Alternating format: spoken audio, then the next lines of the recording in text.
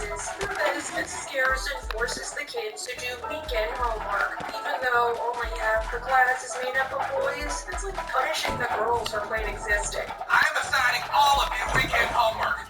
You are going to read Hemingway's book, The Old Man and the Sea. Or, as it's known in Spanglish, The Old Man y la Mer. And because apparently none of the kids have ever heard of Wikipedia, this means they will have a crappy weekend. If you do not have an essay written on Monday, then you will fail. Is that clear? What is Mrs. Garrison needs to decide to write clothes? Oh, crap. Mrs. Garrison goes to the gym to burn off the misandry and meets another woman named Allison with a Y, according to Wiki. Allison thinks that Janet is saying that she isn't into men and invites her to a bar with similar-minded women. The break is at the bar, the women don't really mind that Janet is trans. They just care about her character. Everything is peachy keen until Janet realizes it's a lesbian bar. I mean, really, I don't even understand how two women can make love. I mean, unless they just kind of You got a lot in the money bag. I hear you got a mouth on a new girl.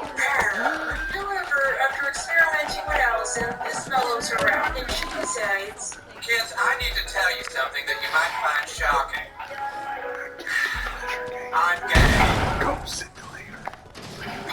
unfortunately, I think this is only for like this one episode. Remember, there's a problem. The bar is being sold to Persians. They sold the bar to Persians. Persians! Yes, Persians, Janet. That's literally what I just said. Of course, the girls are upset their bar is closing. The Persians, for their part, come by to assure them that they aren't discriminating. And when this place becomes another club merge, you will all still be 100% welcome. The only point is to make the place really nice. Oh, how dare you be polite, worse yet? They will cover that bar in cheesy blue carpeting, white statues, and gold curtain rods to the point that you will want to puke.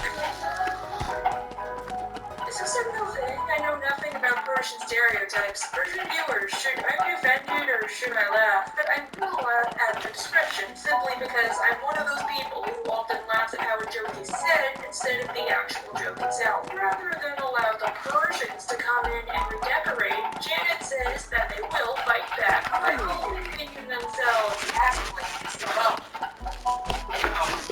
you can let us vote.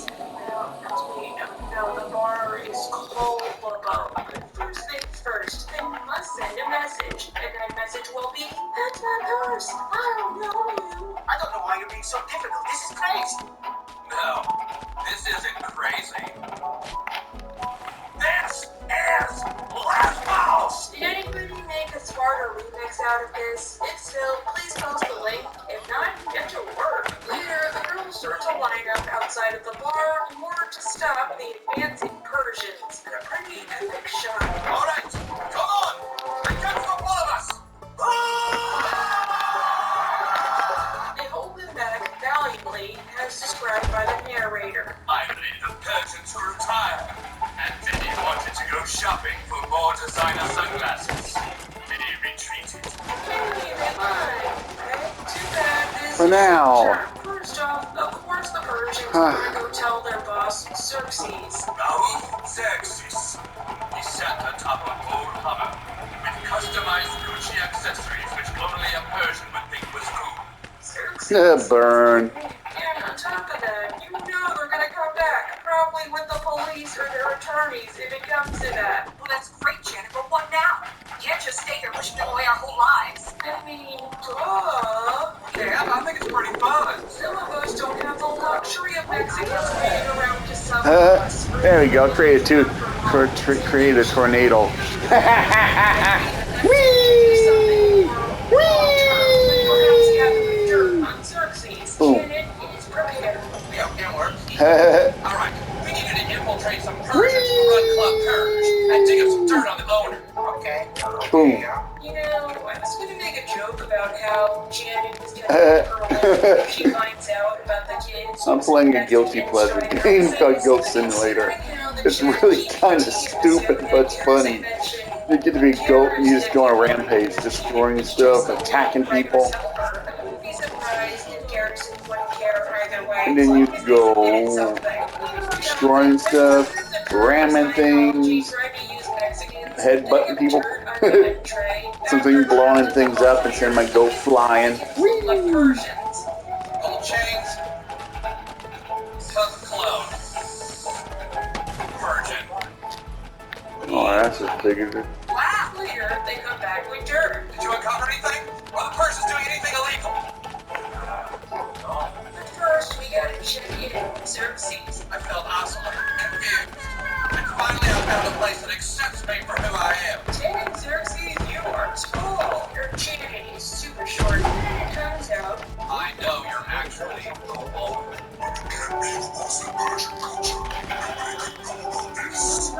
is this true? Is Persian society patriarchal? However, Janet is able to compromise with Xerxes to keep the bar open. She can still own it and operate it, but if she allows it to be LeBeau rather than another Club Hirsch, then she will be accepted and loved, and everybody will know her name and be so glad she came. And yet, go for the secret that she's a woman. Oh yeah, I should have said that first. Janet's got blackmail. In the end, Xerxes has appointed Janet, and the bar stays open.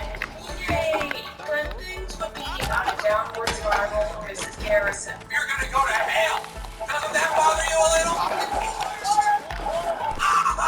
I got you, you snake in the grass! I found you out! However, Richard starts to fall for her, and they begin dating. And I think I should mention by now, Janet changes her mind at the drop of a hat. Seriously, it's like that. Something as major as her gender identity, or even her religious beliefs. At the start of the episode, she's against evolution on the basis of religion, even though, as Dan points out, There can still be a God, but evolution be the answer to how and not the answer to why. I guess Bronco believes in a flying spaghetti monster, and is that spaghetti monster epical? In seconds, she becomes a loud and proud atheist. Do you believe in a flying spaghetti monster too, bubblehead? Come on, you're gonna have to sit in the dunce chair. That night, Janet proposes the idea of a society with a religion run by her and Richard. The world would be a wonderful place. God, be by your side. And they succeed, even though the society is still full of war, and arguably silly wars, as everybody wants to unleash a older new society, but they did get rid of religion, and that's what's important. However, after Cartman goes to the future, long story, watch the episode for context, he tries to get back in time by calling Janet, where he reveals to Dawkins, Stage operation. Uh-oh. Oh, you're a man! Not anymore, I've been fixed! dang, well, hello, Dawkins. Kind of ironic that he is a longer version of something.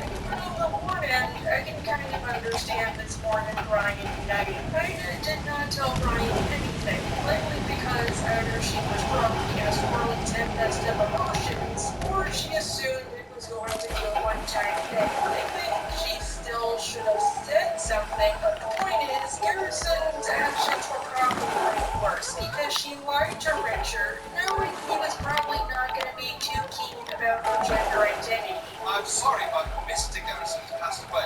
Mrs. Garrison is the only person here. She's rather tied up at the moment. Still, I said it before, and I'll say it again, South Park is so freaking prophetic. Speaking of, remember how I just said Jan changes her mind constantly? Never had anything but a problem with me. You're taking that. You'd like to get I'll rip off your legs and burn down your house with there, right? Well, all that it also happens. Oh, that's funny. Thanks. Actually, no. It was a Happy Gilmore coincidence. Mrs. Garrison is doing one of those take care of an egg projects, which I never had to do in city education. You must care for and look after this egg just like a baby. If you break your egg, it means you have a dead baby. And if you kill your baby, you get an egg. Just saying, I would say 8th grade with 100 girls, and 10 of them got pregnant after we graduated. We already had experience eating others. During this makes her remember the love she had for Mr. Slade, who remember broke up with her before transitioning. Which, I hate to say it, but I don't think they were exactly dating. They were more like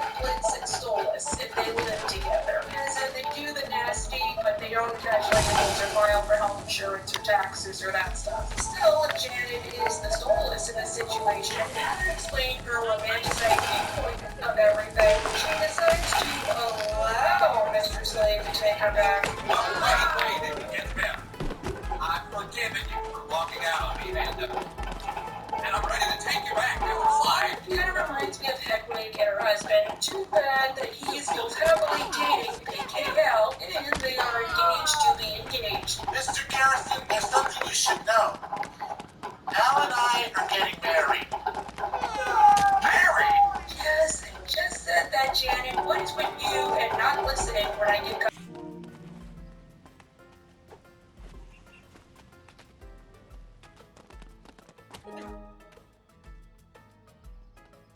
into effect? Oh my God, you're just saying that because you're jealous. Jealous of what? I'm doing this out of principle to protect the sanctity of marriage. Out of jealousy, this causes Janet to regress back to that right-wing side of her and campaign on behalf of banning gay marriage. Just to show you how out there she is, even actual advocates against gay marriage, especially on the basis of religion, think she's going way too far. The living hell out of them. Come on and have us a good old fashioned drag. Now, against her better judgment, she files the petition and goes to appeal to the governor, who doesn't know what to do, mostly because his own compromise did not work. Will have all the exact same rights as married couples. But instead of referring to them as married, you can be buddies. You think kids can be raised by... I can't use that argument. There's never been a study done which proves that either way. She decides to give him that study by switching around the eggs and observing the egg cared for by the boys, not the girls, because per Colorado's elected official, Well, like anyone cares about the fish. I do, I like fish. Of course, the eggs don't explode or scramble or crack, not even in the face of Janet's taunting. Look at the brick egg. It has two daddies. Two daddies. Two daddies. Come on, class. Let's rip on the brick egg. Two daddies. Soon she has to resort to drastic measures before the eggs are due to be presented to the governor at what Janet calls Our scientific, non-biased study of having kids. she goes to an assassin. What do you expect me to do with it? I don't care. Scramble it, fry it, do what you will. It has to look like an accident. Dude, you don't even need explosives or guns. And I guess it is nice to see somebody dedicated to the job. Because they don't have a lot of time, stuff happens and the egg is saved. Meaning Janet loses, but progress happens. Boys, I'm really proud of you. You've done an amazing thing for gay marriage rights. Then we get a finale in the form of a mouse. Yes, it's a mouse. Janet has been regretting her recent life choices. Hold on.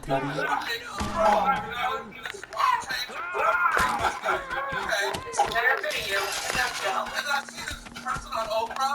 A woman that takes me to a man, and she got pregnant and having a baby with me. Oh, a woman all alone? Well, the thing is, that person is still a man because pregnant or not, said person, Thomas Beadle, got pregnant not from traditional means but IVF because his wife wasn't fertile. It's an interesting and somewhat tragic story. I totally recommend you look it up, especially the aftermath. Speaking of Janet or Amber, finally going to figure out why you transitioned. I guess that explains it totally. Unfortunately, Janet cannot get the surgery because there's been too much down there damage. However, if she finds a willing and stable vital organ, they can do the surgery. Until then, she's SOL. The school tells her to stop projecting her issues onto children and sends her home to console herself.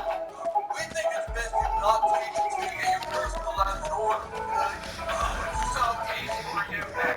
At home, Janet sees a news report for stem cell research, which can make functioning body parts out of mice. Well, mostly stuff with ears and noses, because Kenny really did die for nothing. Couldn't browse in our browser. Mayhaps the balloon is grown, but unfortunately, it escapes. Really, there is nothing major to talk about here, except for the subplot with Cartman, but that has nothing to do with this video.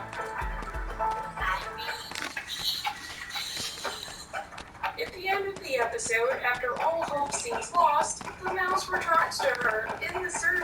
is a success. Mr. Garrison is back. Mr. Garrison. Yay, guess that was all for nothing. Was it really? True, he did learn something during his time when he transitioned. Because the key difference between men and women is that women can have babies. If you can't have babies, then you're not a man. I have like 10 things to say to that, but I will condense them. Does this apply to children who, most of the time, aren't biologically mature enough to have children of their own? What if you went through menopause? But I think this dude says it better.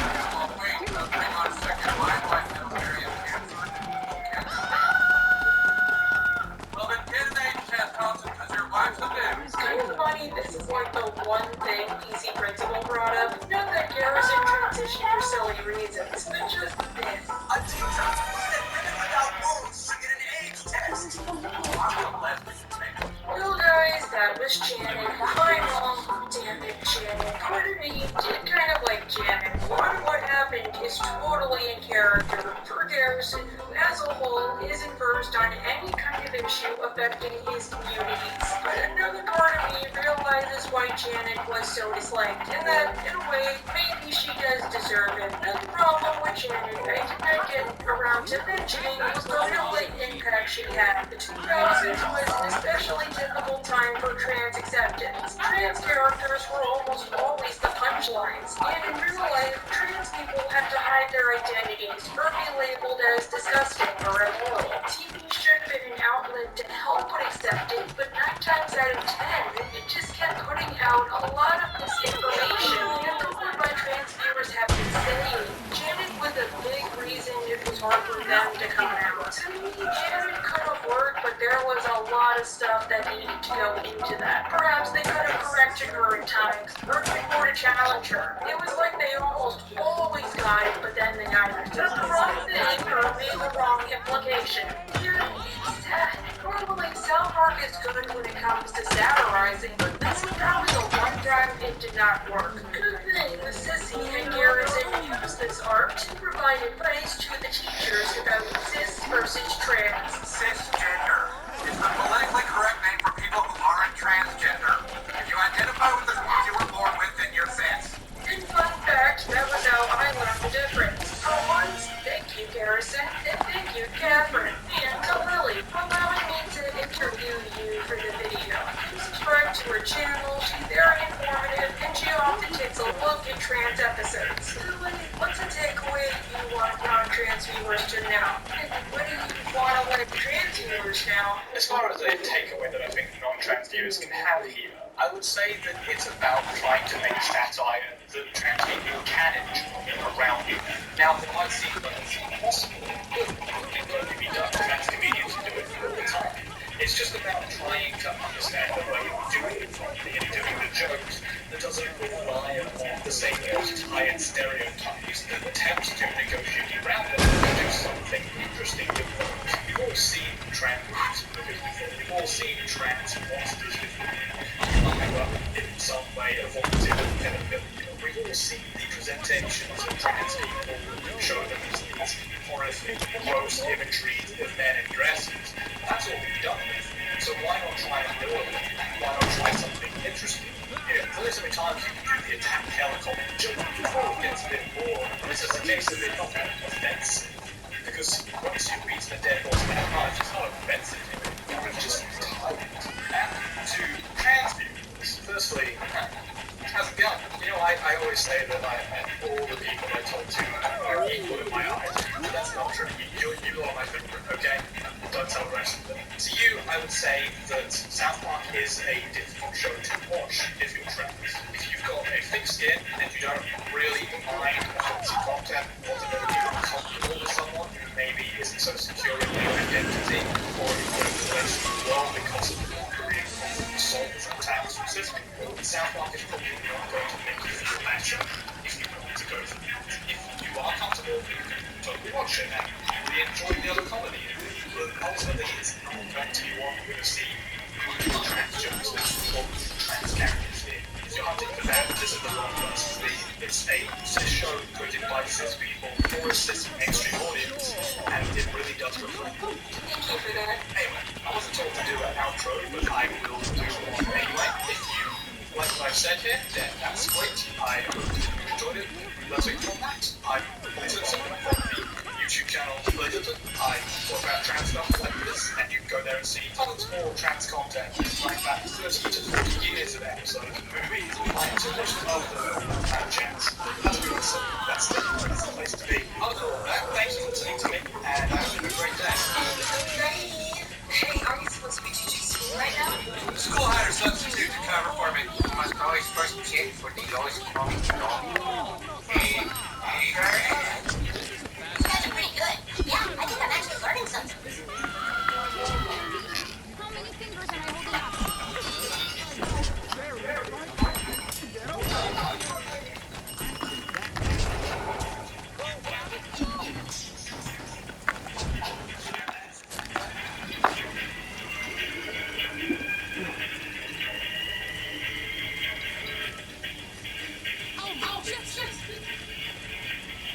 Before I get to the video, I just want to put it out there, but something I didn't do during my other video that I very much regret. I have gotten a few messages from my trans viewers, who I will not name, saying they are being harassed for liking my content and for being themselves. I just want to say that you will always have a place on my channel, regardless of who you are. Sure, I review shows that make fun of people, but there is a difference between using that mocking as a license to harass people and just realizing it's a joke not meant to be taken seriously. You shouldn't be shamed for who you are, or something that you like. And just to everybody out there, regardless of gender identity, if you're in a dark place or just need to hear it, let me say, I love every one of you in a non-weird way. You are loved, you are wanted, and you got this. Now on with the video.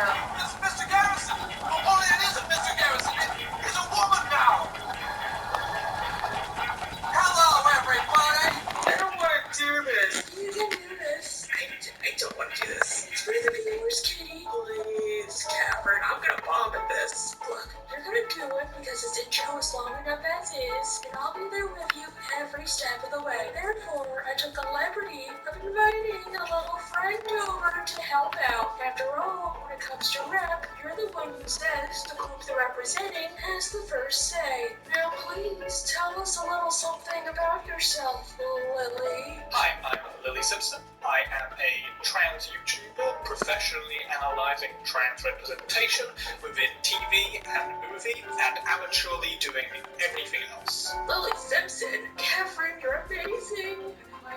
Lily, I watched your King of the Hill video, and you're the best Lily on YouTube. Okay, I'm more confident. Hi, I'm Kitty Monk, and I'm here to talk to you about South Park, or more specifically, the big whammy, Shannon Garrison. One of Mr. Garrison's many quote-unquote phases. Normally, I don't use this phrase when it comes to LGBT topics, but Garrison, they were the one who put out the implication. Speaking of, Lily, have you seen South Park? I've watched the entirety of South Park from start to finish multiple times, as I was a rather edgy teenager, and that sort of comedy appealed to me at that age. As far as my opinions on South Park go, I don't particularly like it, as I find the kind of content that it does particularly offensive to trans people, specifically in regards to its use of satire and mockery around the community in a way that doesn't recognize the complexities of the issue.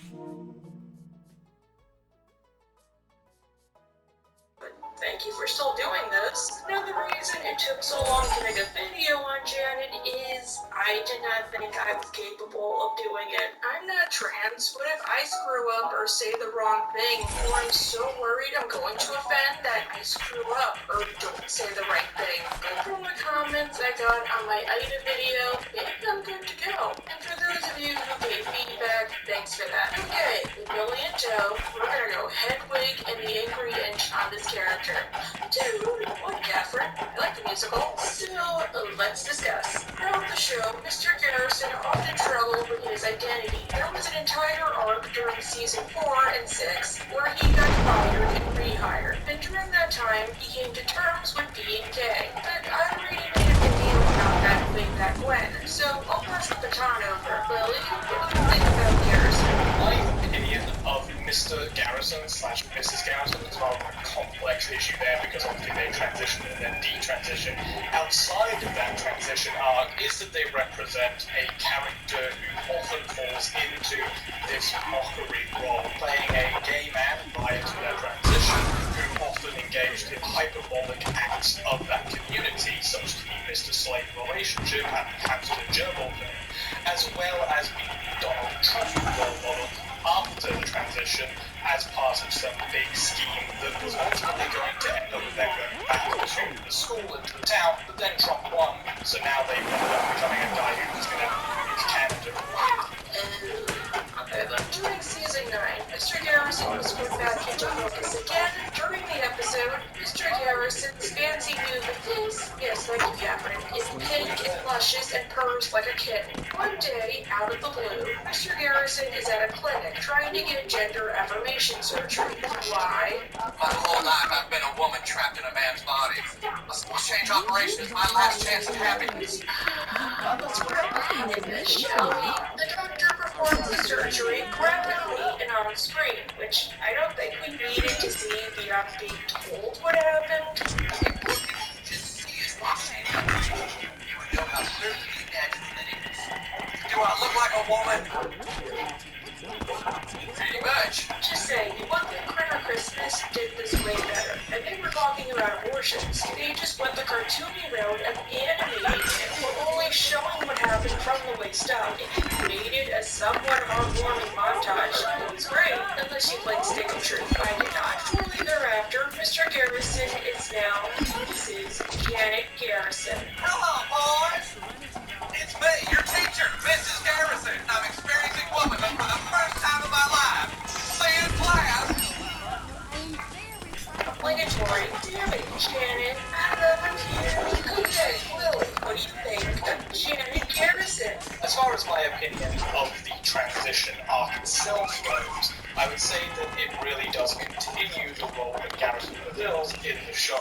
The trans stuff is effectively utilized in a way that doesn't give any depth and merely just plays up to the most obvious stereotypes and comedy of that role with regards to their desire to have an ability to get an abortion and stuff, but when they find out they can't do, they realize they're not a real woman according to the doctor on the show, and a whole host of things such as the scissoring lesbian and so on. And then finally, of course, they were saying, I don't want to be a woman, this sucks, and then detransition because of that.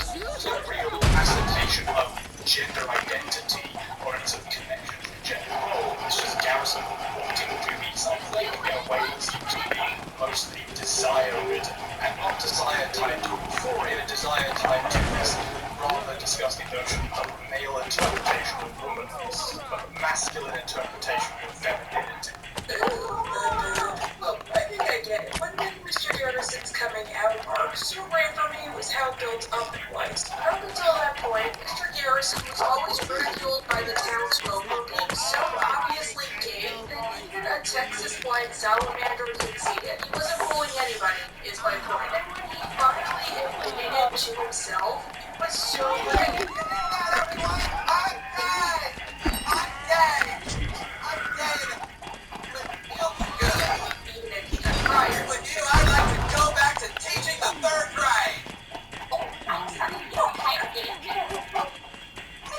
But they did hire him back eventually. Here, Mr. Garrison just decides out of the blue that he's always been a woman trapped in a man's body, which did not realize is a phrase still used today, mostly by older trans people. Really, there's no rhyme or reason to it. He can have some grand journey of self-discovery or anything like that, which could make the surgery seem relatable, realistic, or like some grand finale or honestly, this episode to me kind of suffers from waiting here. Not because it was a different time, but because South Park was primarily episodic back then. And this was the newer seasons, as in 10-episode seasons, or maybe even the 6-episode seasons. They could have a season-long arc where Mr. Garrison realizes he's trans. Of course, he's gonna want to live as his new chosen gender. He moves to the doctor, is told, Mr. Garrison, I don't know if you're serious, and the surgery is expensive,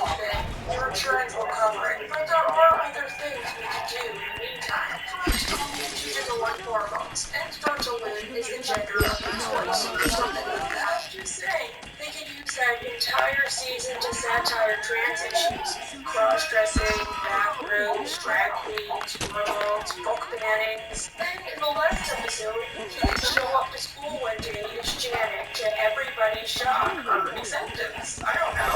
Off topic, but a reason I like tweets, even though it's a stereotype of everything related to anxiety, he's still relatable, especially during putting down where nobody takes his anxiety seriously. To bottle up until he just explodes.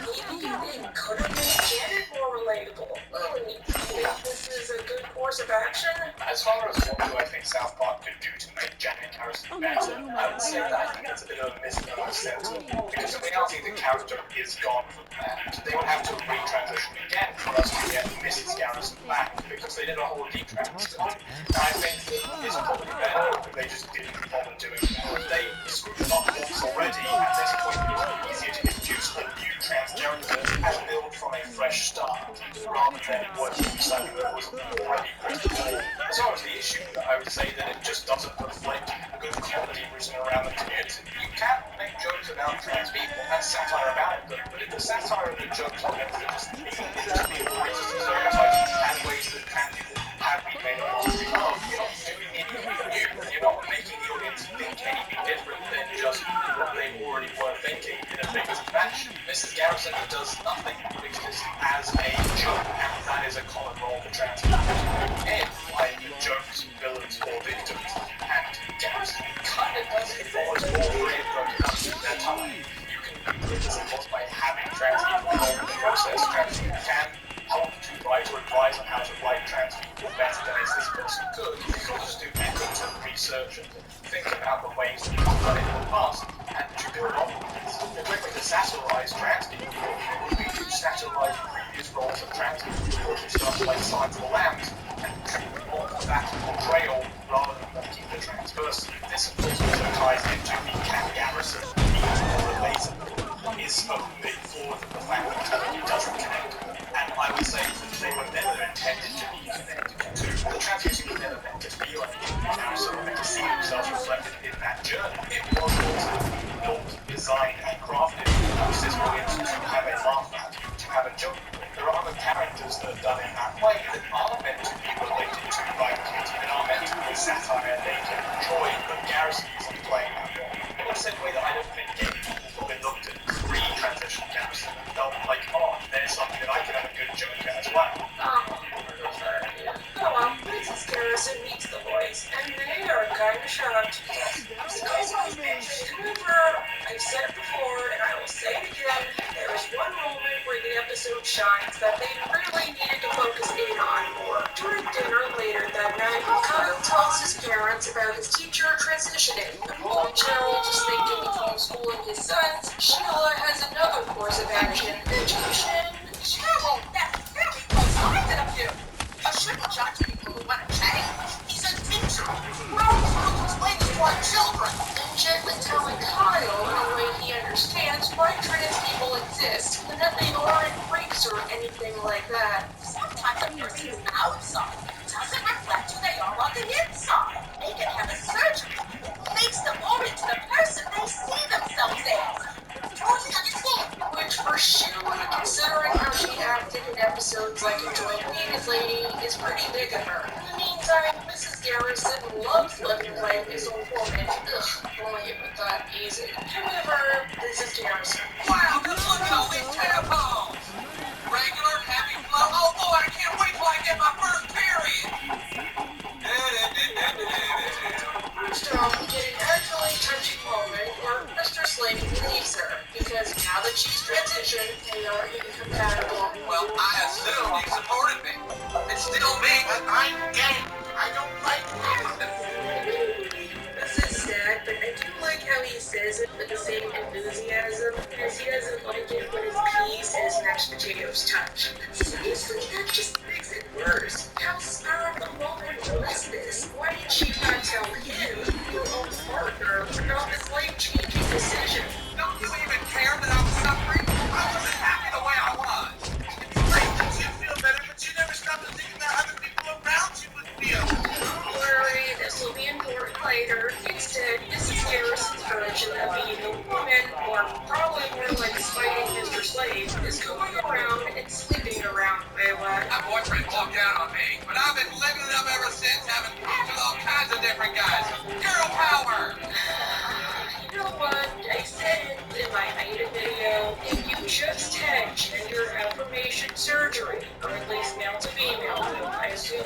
the same for female to male. The Lachlan could not see any action for at least 12 weeks post-op, or it will look like uncooked taco meat covered in spaghetti sauce. I assume. Come on, after birth. You can't do it for 6 weeks. And I will say that most of this is kind of in character with Garrison. He was already loud and proud. This is the same character who thought that because their father never committed any kind of abuse towards them in that nature, it's a sign he wasn't a loving father. Mrs. Garrison soon discovers that she hasn't gotten a period yet. You know, the strange thing is I haven't gotten my period yet.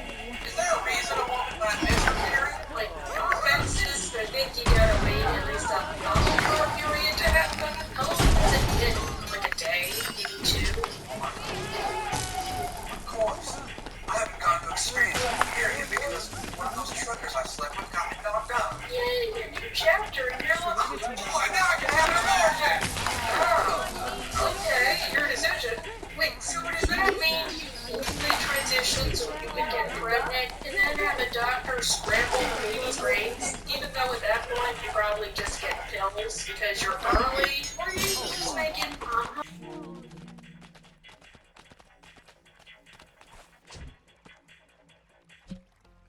Combs just dropped a new album where she discovers she cannot have the procedure. No, I mean you're physically unable to have an abortion because you can't get pregnant. But I missed my period. You can't have periods either. And this is where it happens. I paid $5,000 to be a woman. This would mean I'm not really a woman. I'm just a guy. Basically, yes. Okay, one thing I liked about Ida, well, that most people told me they liked about Ida, was that if it weren't for everybody else mocking her and the show just letting those comments hang in the air, beside all that, she was still a decent person, even before the procedure. To be fair, once again, while I do think that everything Mrs. Garrison is doing is in character, it still leaves a horrible implication. Because if you say, This would mean I'm not really a woman. I'm just a guy with a mutilated arm. to any trans person in real life, they will probably hit you. And you could have improved the scene if Mrs. Garrison said that, because trans or not, she is a very close-minded person. And then the doctor or whoever can say, so what? Deep down, you think you're a woman? Do you feel like a woman? Yes. And that's all that matters. You're still a woman. And hey, progress is always happening. Hormones are a big thing nowadays. You don't always need surgery if you don't want it or can't afford it. And I was curious, apparently some trans women who are on hormone replacement therapy can indeed get periods or at least symptoms similar to a period. You just can't menstruate with like blood and all that. Well, some trans women might want to get periods, some might be comfortable not having them. Mrs. Garrison now wants to transition back. But too bad that she can't because her huevos are now being used by Kyle. Fashion new knees for a little boy who wanted to be tall and black. Hey, what? Gee, this is the second time in a row that you used to pay considered anything. Is there something you want to talk about? I don't know. Maybe a Princess Running reference? Anyhow, earlier in the episode, Kyle thinks that because Janet transitioned, he should be allowed to as well into an African American. Which is very different because race and ethnicity are based on ancestry and a whole bunch of historical factors. I still think it's a huge missed opportunity they never had done this year which I'll do now. And Gerald transitioned into a dolphin. Look, your daddy's a dolphin. Wait, I'm sorry. He didn't really become a dolphin. And Kyle didn't really become African American. They just looked that way because it's the same with Mrs. Garrison. All I did is change my appearance to look the way I felt. I don't know where else to put it, but part of me wants to share a critique I had about Heather Swanson. Looking back at it, I don't think Matt and Trey were trying to mock trans athletes or imply anything. They just wanted to challenge these principle and strong women. I'm pretty sure Four Girls was their throwaway episode, where they don't make any sort of point, they just have fun with the topic. I just hope I can find them little girls out there. Motivate them to understand that I will beat them at any trying to say they don't really mean it, they just want to have fun, they could have added an actual trans athlete who, unlike Heather, transitioned and had to fight tooth and nail for acceptance. And perhaps because they see through what Heather is doing, and because this is South Park, that character could be called a self-hating transphobe or something like that. Or they could have done the same with Mrs. Garrison, which I feel like they kind of let her do in D-Yikes. Janet could meet another trans woman who is comfortable with the skin they're in. Perhaps they could be called Loretta. And even if that person can't have babies or periods, who cares? They don't want to have kids, and they're just happy they got to transition. Or it could be like Thomas from Le Petit Tourette. However, before Mrs. Garrison can get to her old levels, the impossible happens.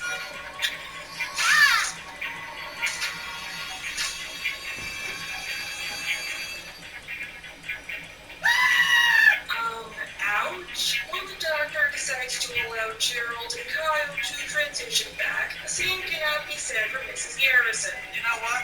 I'm okay. Even though I'm not truly a woman, I think I still like the new me. So we got her for a good long while. I think about 2 or 3 seasons, around that. However, still, that's to say, could Mrs. Garrison have worked? Remember when Mrs. Garrison went to a lesbian bar and the other members were actually reasonable compared to her? Or it's a recurring idea that Garrison is conservative and yet she's still LGBT. Could that be something the show could touch on? I mean, American Dad had a really great episode about log cabin Republicans for break, and that episode got nominated for a GLAAD award. Really, what do you think? I don't think it's wrong or a problem that they were conservative and trans, much like they were conservative and gay, because I think that's actually a useful thing for showing that the movie isn't monolithic, that trans people can have a variety of identities and attitudes and beliefs, and they aren't all just progressive and SJWs with colored hair. You know, that's me admittedly, but I'm not all trans people. There's a bunch of different people in there. One of the most famous trans people of all time is Caitlyn Jenner, who is a conservative trans person.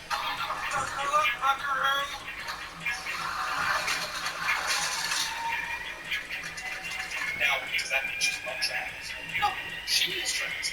But she's also, has beliefs that are very different to what you might perceive trans people as having. Does it make her a better trans person? Does it make her a worse trans person? And I think it is useful for shows to portray trans people across the political spectrum in that regard.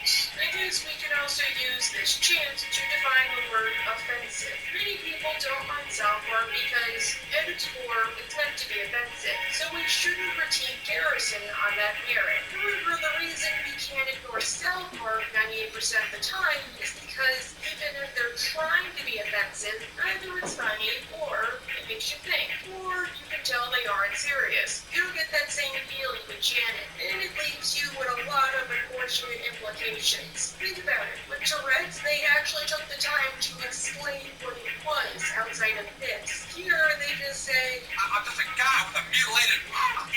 Basically, yes. again, the whole it's meant to be offensive and it doesn't just wipe away criticism. There have been times where I have been labeled a just for trying to discuss an episode with people. Chloe? This ties into the satire at the heart, which is a big thing that South Park fans get stuck on, because it's satire and therefore their argument is often that it makes fun of everybody, and then we can't get offended by it, or if we do get offended by it, or critically analyze it in a negative fashion, you are a baby, or you're just unable to take a joke. And I think the flaw with that interpretation is it doesn't give any sort of room to understand that satire doesn't need to be good. It doesn't need to be smart for it to function. A classical piece of satire before vacuum, of course, is John Wilson's The Post. The position is not one that arms at the core Shelby. because he's saying that they can eat their children, but in the fact that the rich people are enacting policies that are effectively the same as that position.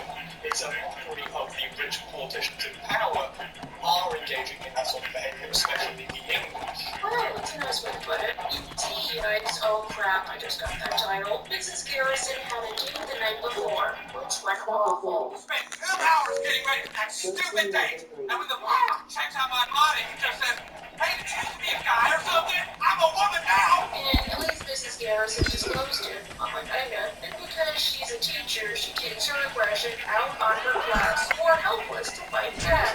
This isn't good. Can I say something to you, Sugar? No, ma'am. I had a teacher like that. I think she gave me a lifelong hatred of the sciences. Through this, Mrs. Garrison forces the kids to do weekend homework. Even though only half the class is made up of boys, it's like punishing the girls for plain existing. I'm assigning all of you weekend homework. You are going to read Hemingway's book, The Old Man and the Sea. Or, as it's known in English, the old man in la mer. Because apparently none of the kids have ever heard of Wikipedia, this means we will have a crappy weekend. If you do not have an essay written on Monday, then you will fail. Is that clear? Mrs. Garrison goes to the gym to burn off the misandry and meets another woman named Allison, with a Y, according to the wiki. Allison thinks that Janet is saying that she isn't into men and invites her to a bar with similar-minded women. Her freak is, at the bar, the women don't really mind that Janet is trans. They just care about her character. Everything is peachy keen until Janet realizes it's a lesbian bar. Really, I don't even understand how two women can make love. I mean, unless they just kind of need this. Oh, you got a lot in the goodie bag. I hear you got a mouth on a new girl. However, after experimenting with Allison, this mellows her out, and she says, Kids, I need to tell you something that you might find shocking. I'm gay. Again? unfortunately, I think this is only for like this one episode. However, there's a problem. The bar is being sold to Persians. They sold the bar to Persians. Persians? Yes, Persian Shannon, that's literally what I just said. Of course, the girls are upset their bar is closing. The Persians, for their part, keep coming to assure them that they aren't discriminating. When this place becomes another converge, you will all still be 100% welcome. All they want is to make the place really nice. Awful. How dare you be polite? Worse yet, They will cover that bar in cheesy blue carpeting, white statues, and gold curtain rods to the point that you will want to puke.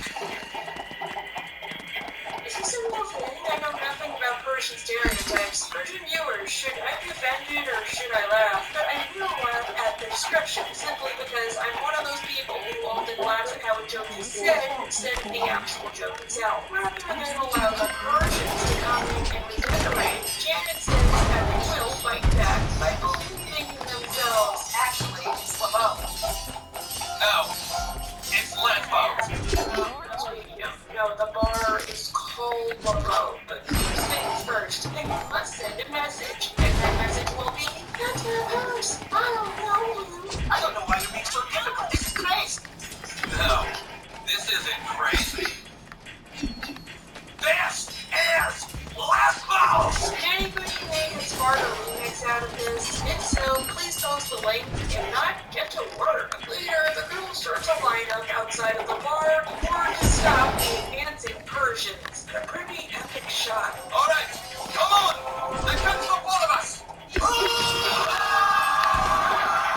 They take them back valiantly, as described by the narrator. Finally, the Persians grew tired, and Vinny wanted to go shopping for more designer sunglasses. They retreated. Yay, they won! Right? Too bad this is short term. First off, of course the Persians are gonna go tell their boss, Xerxes. Now, Xerxes. He sat atop a gold hammer with customized Gucci accessories which only a Persian would think was cool. Xerxes, what did you do? And on top of that, you know they're gonna come back, probably with the police or their attorneys if it comes to that. That's great, Jim, but what now? We can't just stay here wishing away our whole lives. And I think it's pretty fun. Some of us don't have the luxury of Mexicans waiting around to sub for us, or the ability to work from home. Damn it, Janet. The other girls present the idea that they should do something more long-term, like perhaps gathering dirt on Xerxes. Janet is prepared. Yup, it works. All right, we need you to infiltrate some Persians who run Club Purge and dig up some dirt on the owner. Okay, yeah. You know, I was gonna make a joke about how Janet would get up with her lid if she finds out about the kids using students to write their essays. But considering now the ChatGPT episode that Garrison mentioned, who cares if people are using it? It's just a little writer self-help. I wouldn't be surprised if Garrison wouldn't care either way, as long as they submitted something. Off topic, I wonder if the Church of Scientology tried to use Mexicans to dig up dirt on Matt and Trey after trapped in the closet here to make the Mexicans look like Persians. Gold chains. Tough clone. Persian. Wow! Later, they come back with dirt. Did you uncover anything? Are the Persians doing anything illegal? No. But first, we gotta check in with Xerxes. I felt absolutely confused. And finally I found a place that accepts me for who I am. Dang, Xerxes, you are tall. Your chin is super short. Then it comes out. I know you're actually a woman. When the cat made the most in Persian culture, nobody could know about this.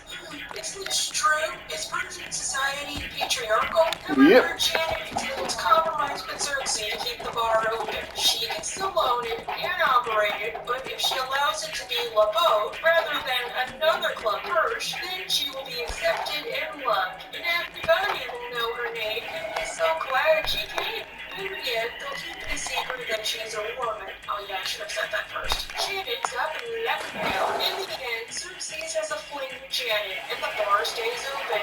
Yay! But things will be on a downward spiral for Mrs. Garrison. You're gonna go to hell! Doesn't that bother you a little? I'm an atheist. Mama! I got you, you snake in the grass! I found you out! However, Richard starts to fall for her, and they begin dating. I think I should mention by now, Janet changes her mind at the drop of a hat. Seriously, it's like that. Even something as major as her gender identity, or even her religious beliefs. At the start of the episode, she's against evolution on the basis of religion, even though, as Dan points out, There can still be a God. Couldn't evolution be the answer to how and not the answer to why? but I guess we'll ignore him because he probably believes in a flying spaghetti monster. And is that spaghetti monster ethical? Second, she becomes a loud and proud atheist. Do you believe in a black spaghetti monster too, Bubblehead? Come on, you. You're gonna have to sit in the dunce chair. Later that night, Janet proposes the idea of a society where any religion, run by her and Richard. It would be a wonderful peace.